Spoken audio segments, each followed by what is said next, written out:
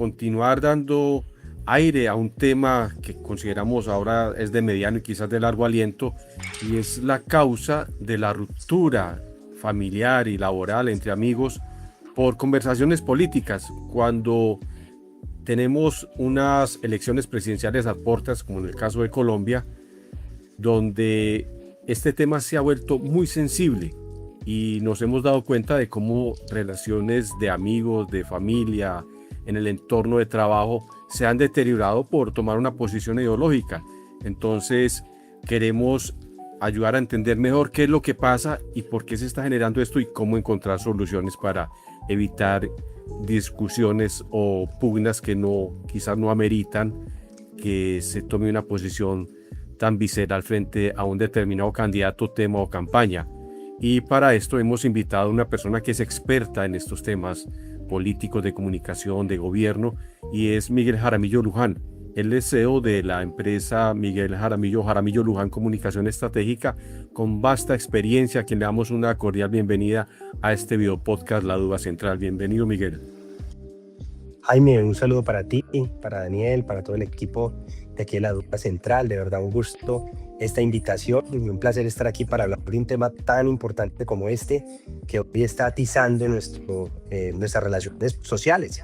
Más en una semana como esta, es cuando estamos pues ya a 6 días de un momento tan importante para la política colombiana. Bueno, antes de empezar con este tema ya en forma, cuéntanos algo de tu empresa, qué tipo de asesoría brinda, qué consultoría brinda, cómo recogiste toda esa experiencia. Te recordamos, quizás alguna vez compartimos espacios de televisión informativa a finales de los años 90. Cuéntanos un poco de ese recorrido para que nuestros internautas ilustren un poco más sobre la persona que con sus calidades va a ilustrarnos sobre este tema. Sí, Jaime, mira, yo soy comunicador social de la Universidad Pontificia Bolivariana. Terminé sobre finales de los 90 mi carrera de comunicación social. Empecé a hacer periodismo, a hacer reportería en diferentes medios, sobre todo nacionales e internacionales, Caracol, RCN, en radio, en televisión, y algunos medios internacionales los que serví como reportero en Colombia. Luego de esto yo me voy a estudiar a España, voy a la Complutense, hago una especialización en comunicación y conflictos armados, comunicación política, regreso, trabajo con Caracol Televisión y hace 20 años me retiré para asumir la jefatura de prensa de la Gobernación de Antioquia. Ahí empieza una carrera y un gusto por el tema de la asesoría política. Desde antes pues yo ya venía acompañando un poco a ese gobernador del que había sido profundo crítico en aquel entonces, y él, al verme muy crítico, paradójicamente me llevó a trabajar allá por el infarto de un colega que era Alberto Ateortúa, Teo. Luego de esto me voy a Perú, me voy a trabajar en otros temas.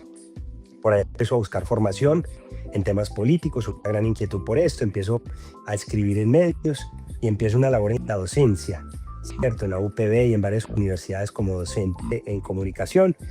Y a partir del triunfo de la campaña en 2011 también en la alcaldía de Medellín y a participar de ese equipo, pues participo de ese gobierno, pero luego ya me desprendo y arranco una carrera con mi empresa. Mi empresa se constituye en el año 2015, legalmente en el año 2017. Llevamos más o menos unos 10 años trabajando en estos temas. Jaramillo Luján es una firma consultora y formadora de liderazgo público en temas de estrategia política y marketing político. Tenemos nuestra sede en Medellín, el barrio El Poblado, Torre Almagrán edificio. Tenemos un equipo de 7 personas, son 7 hogares que hoy se sostienen gracias a esta compañía que presta servicios para empresas privadas en temas de reputación e imagen, para campañas políticas de gobierno en temas de liderazgo público. Bueno, es un tema o son temas de verdad apasionantes para los que gustan de la comunicación y la asesoría y la consultoría. Miguel, vamos al grano en este episodio de La Duda Central. Estamos a puertas en Colombia de una elección presidencial el próximo domingo 21 de junio y hemos notado que viene tomando mucha fuerza de modo muy visceral y casi que en la intimidad de la conversación política, en el entorno familiar, en el entorno laboral. ¿Por qué se ha dado esto? Quizás antes no lo veíamos. ¿Por qué se viene dando este fenómeno de que la gente se apasione tanto y prácticamente se polaricen incluso en familia? Sí, Jaime, precisamente tú utilizas el término que técnicamente es el más válido, digamos, dentro de lo que significa la búsqueda de los extremos, política e ideológicamente, hoy América Latina, desde el Valle de Sonora hasta la Tierra del Fuego, desde México a Chile, tiene un atizamiento de políticas o de posturas políticas y espectros políticos que es bastante grande, donde hay una desaparición total del centro y donde aparecen una serie de relatos o metáforas políticas dentro del uso del discurso que llevan fundamentalmente a ver al otro como un enemigo. El origen de esta polarización es fundamentalmente la formación o la simbiosis política que hay entre la doctrina militar o las doctrinas militares y la política, que lamentablemente hacen que se vea o se perciba desde esa formación doctrinal militar al otro como alguien inexistente, al otro como alguien irracional, y al desconocerlo yo inhabilito la posibilidad del debate o del reconocimiento de esa otredad. Los, doctrinarios militares que formaron a muchas de las Fuerzas Armadas colombianas, por ejemplo, si hablamos de la doctrina Santa Fe 1-2, o si hablamos de los orígenes franceses doctrinales en formación militar, consideraban que el otro era un shit, que el otro no existía en tanto ser. Entonces, al yo no conocer esa otredad, pues definitivamente yo quiero imponer mi postura y a partir del miedo, que es una de las 7 emociones fundamentales, pues yo generar el miedo porque el otro gobierne, porque el otro llegue, porque el otro va a devastar la condición humana y ni siquiera tiene la condición humana para yo escucharlo. Entonces vemos posturas totalmente irascibles, totalmente salidas de cualquier posibilidad de discusión, con gestos militares de un lado y del otro, con gestos recalcitrantes, con insultos. Ayer yo lo veía en la ciclovía, salía a montar bicicleta y había equipos de las 2 campañas invadiendo la ciclovía y casi que agrediendo al que no pensara igual. Pasaba la gente diciendo una cosa, diciendo la otra, y le respondían con 4 piedras en la mano los mismos simpatizantes de las campañas, quienes en teoría deberían estar llamados a callar o impulsar su producto desde los beneficios de ese producto y reconocer en el otro los beneficios. Pero es que acá ambos candidatos desconocen al rival, desconocen al otro candidato, y hay una condición que es ejemplarizante en la política, así como pasa en los deportes. Me sorprende mucho, por ejemplo, ver muchos niños imitando lo que hacen los futbolistas. Pues miren, los niños y los jóvenes también imitan lo que hacen los políticos. Y en los hogares pasa lo mismo, con niños, con jóvenes, con adultos, y es que esa misma agresión que nos llega a través de las redes sociales, de TikTok, de la televisión, de la radio, de los diferentes medios de comunicación, también termina convirtiéndose en ese esa contraofensiva militar y bélica que hace que se rompan las relaciones interpersonales. Esos elementos de diferenciación ideológica pues nacen obviamente desde, como dices, un fenómeno mediático de redes sociales. ¿Cómo contrarrestarlos? O sea, ¿cómo haces para que parejas incluso dejen de conversar, tíos, sobrinos, abuelos, nietos? Sobre todo, por ejemplo, nietos y abuelos lo he visto mucho porque obviamente los señores mayores de 70, 80 años se criaron y vieron una política muy distinta. Se hablaba de conservadores, liberales, pero después de los 90 llegaron muchos matices políticos. Hoy en día sí que más. ¿Cómo hacer para romper esas idealizaciones ideológicas sobre este tema? Yo creo, Jaime, que fundamentalmente si uno hace el ejercicio de reconocer que hay un otro que existe, que hay un otro que es un ser humano, que hay un otro que tiene familia, que tiene hijos, que le gustan los animales, que comparte la vida cotidiana, que no es un megamonstruo todopoderoso que puede acribillar, asesinar, ¿cierto?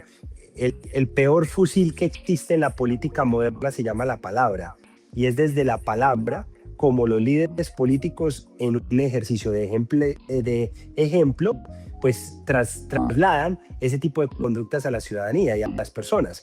Lo mismo que las personas más adultas, con más conciencia, con más madurez, deberían dar el ejemplo a jóvenes y niños. No siempre pasa así, porque lamentablemente también el discurso nos lleva al miedo, y el miedo afecta cualquier tipo de edad, cualquier tipo de condición social y económica. Y finalmente el miedo que imprime la izquierda, la derecha, que imprimen muchos matices y personas a través del uso de la palabra, pues lleva a que sea la irracionalidad la que prime y no la racionalidad de entender al otro como un ser humano. Entonces usted me pregunta ¿cómo? ¿Cómo? Pues entendiendo, dando a entender que finalmente se trata de una competencia, se trata de un ejercicio, no se trata de la vida. Y esto no es un tema de vida o muerte, ¿sí, Jaime? Yo creo que usted y yo pertenecemos a una generación que desde que nacimos se está acabando Antioquia, se está acabando Medellín, se está acabando Colombia. Y hemos transitado por muchos espacios donde ha cundido el miedo. El miedo al narcotráfico, el miedo a Pablo Escobar, el miedo a la guerrilla, el miedo a... Siempre hemos tenido un coco que va a acabar con todo y nunca ha acabado con todo. Finalmente estamos hablando de posiciones diversas, estamos hablando de posiciones o de modelos económicos o de modelos de desarrollo social, cultural, económico distinto. Y esto no es un tema de vida o muerte, finalmente se trata de situaciones muy extremas. Nosotros vivimos, Jaime, usted también fue periodista en aquella época, en épocas de fines de semana donde Medellín parecía una guerra civil, ¿cierto? 71 homicidios en un fin de semana, ¿cierto? Hemos pasado momentos críticos donde la ciudad se ha quedado prácticamente sola bajo el flujo de Pablo Escobar, o empezando este siglo bajo lo que pasaba con las FARC que están a punto de tomarse las ciudades. Entonces, digamos, hemos vivido momentos muy extremos, momentos muy dolorosos, que a veces nos falla la memoria cuando aparecen situaciones como estas. Mencionaste algo de los líderes, entonces aquí entran en esta polarización, en esta ruptura de relaciones, digamos varios roles. Están los líderes, están los candidatos, están los estrategas, están los asesores, están hoy en día los influencers. Entonces, ¿cómo lograr que esta gente o estas personas asuman responsabilidad? Porque tenemos, por ejemplo, dos candidatos que hacen muy buen uso de la palabra, sí que saben convencer, saben persuadir a sus oyentes, a sus televidentes, a las masas cuando están en plaza pública o incluso en recintos cerrados. ¿Cómo debe ser? ¿Cómo deben tener esa responsabilidad para no generar rupturas? Pues yo pienso que tres de los defectos a los que nos lleva esta circunstancia del desconocimiento de la otra edad, del desconocimiento de la diversidad, del desconocimiento del otro, son, primero, una alta susceptibilidad, ¿sí? Segundo, un buscar ser siempre la víctima, en tanto la rentabilidad de ser víctima. Y lo tercero está en no saber interpretar las posturas adversas, ¿cierto? Parecieran tres elementos iguales, pero son tres elementos totalmente distintos. Entonces, la alta susceptibilidad también se traslada a los ciudadanos. Y muchas veces esos ciudadanos, pues al ver un líder que es altamente susceptible y que responde y tergiversa, pues obviamente él traslada ese comportamiento a sí mismo. En lo segundo, ese líder que se victimiza, ¿cierto? También traslada a mujeres, a personas en condición de inferioridad racial, a personas que son niños, jóvenes, mujeres, esa tendencia a convertirse en víctima. Ahí hay un tema que los líderes tienen que ser supremamente responsables. Yo aprendí de un líder al que asesoré que para quejarse está el pueblo, no los líderes.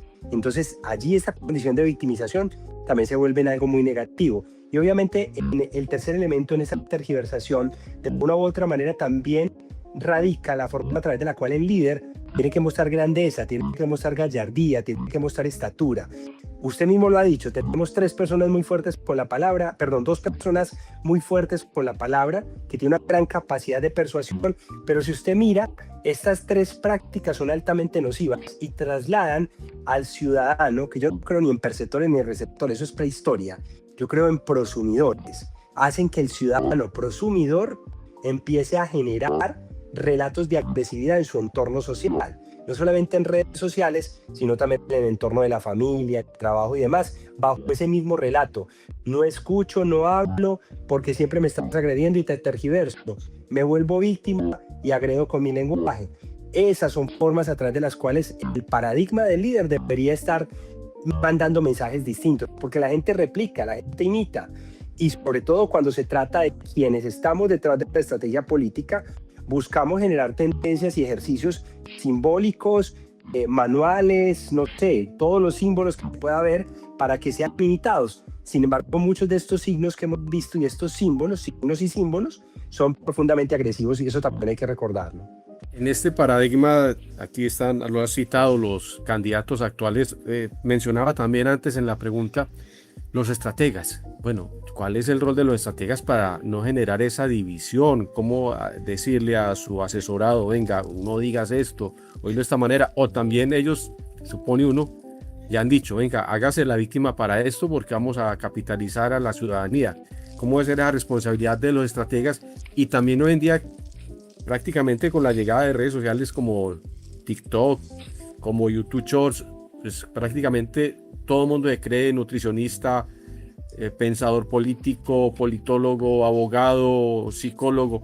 ¿Cómo deben asumir la responsabilidad para no polarizar? Sí, Jaime, es complejo lo que tú dices porque de una u otra forma la tarea del estratega político, y me pongo en primera persona, es gestar, yo hablo de mi propia metodología, una causa, una narrativa y un personaje.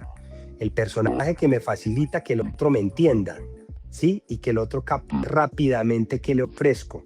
La causa, que es la bandera que yo llevo y que cubre todos los temas de los que hablo para que me identifiquen con esa causa.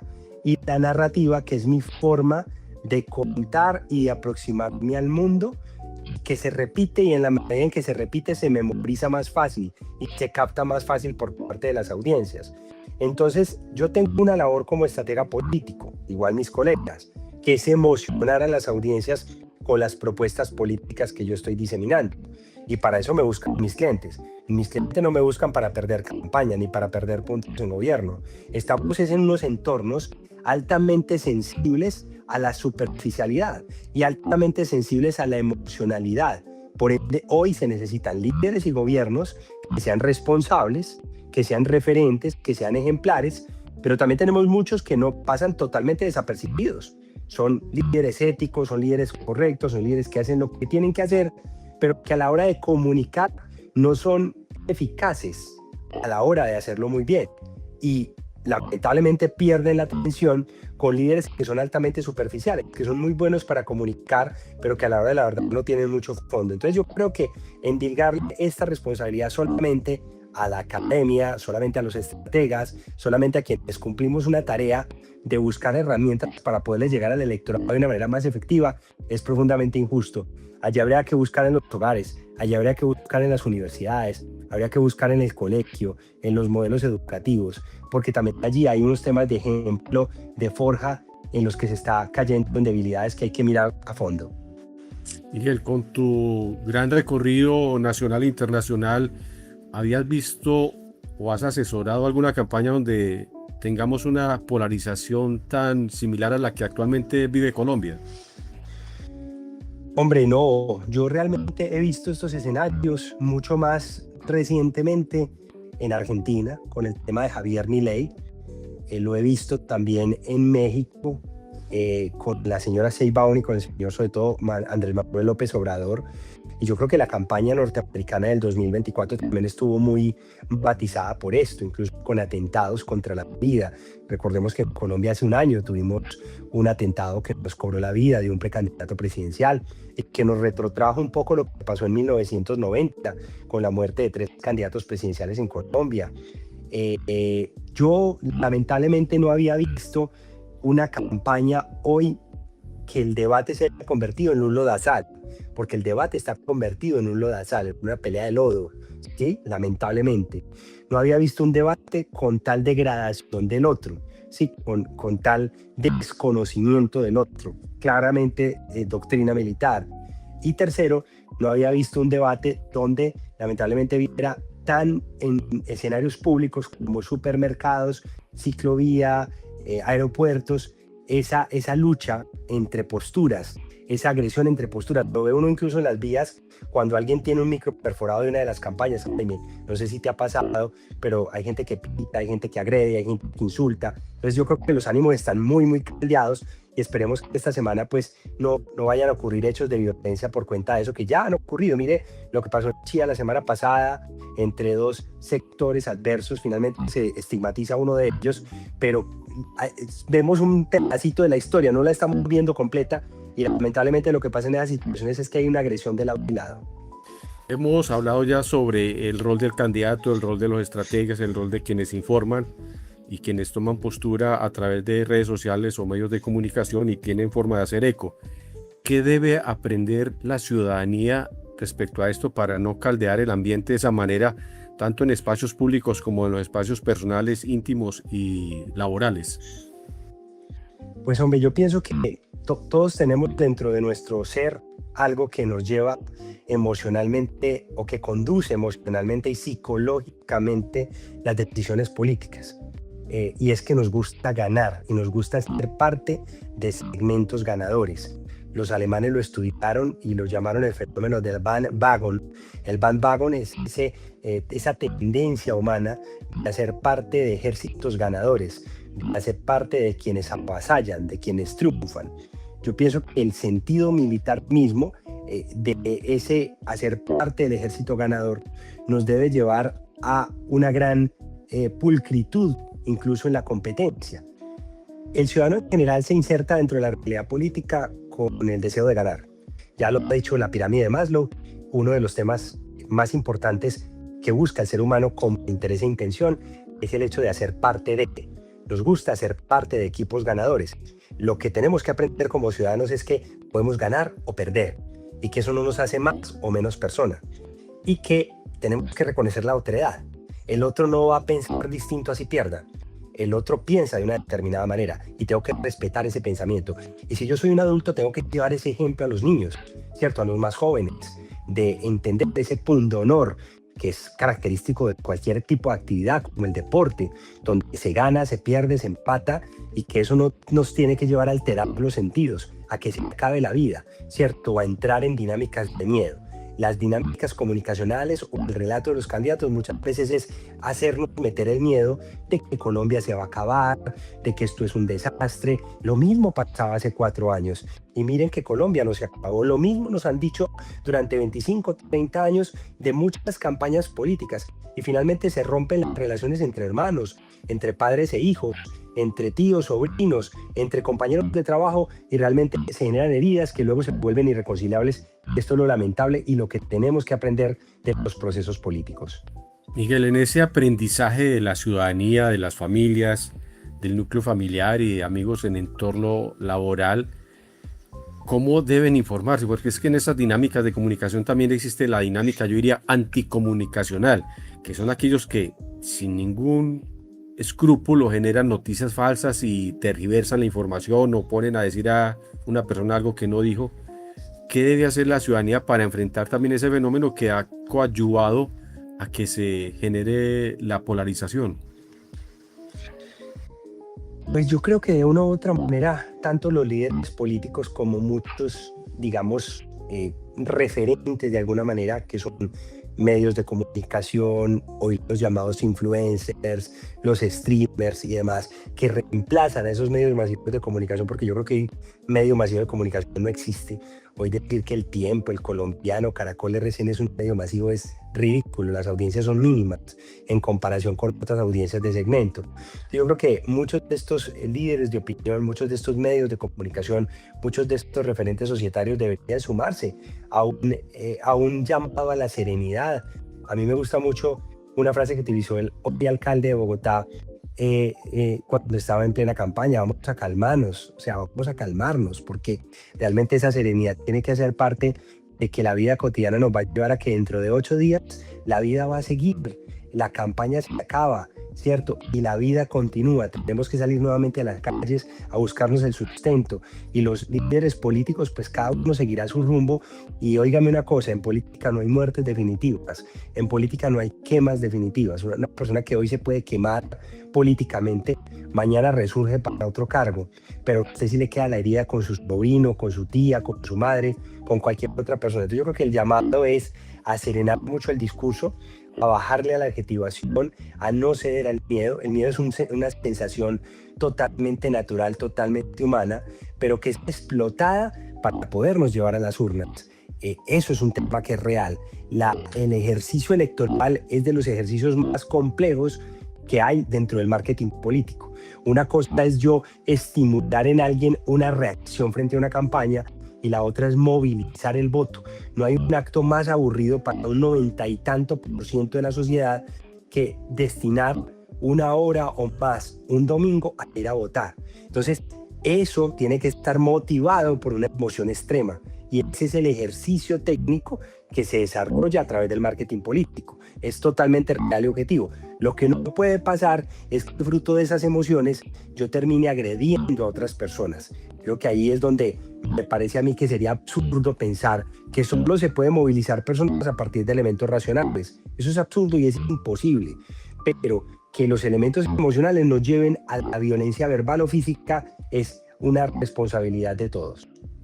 Miguel Jaramillo Luján, magíster en gobierno, asesor en comunicación estratégica, CEO de Jaramillo Luján Comunicación Estratégica. Muchas gracias por sus aportes muy valiosos en este episodio de La Duda Central de cara a unas elecciones presidenciales en Colombia. Jaime, muchas gracias a ti por la invitación aquí a La Duda Central y a toda la audiencia invitarnos a participar de este proceso electoral y a serenar mucho la conversación colectiva. Bueno, a ustedes, amables cibernautas, gracias por acompañarnos en este episodio de La Duda Central.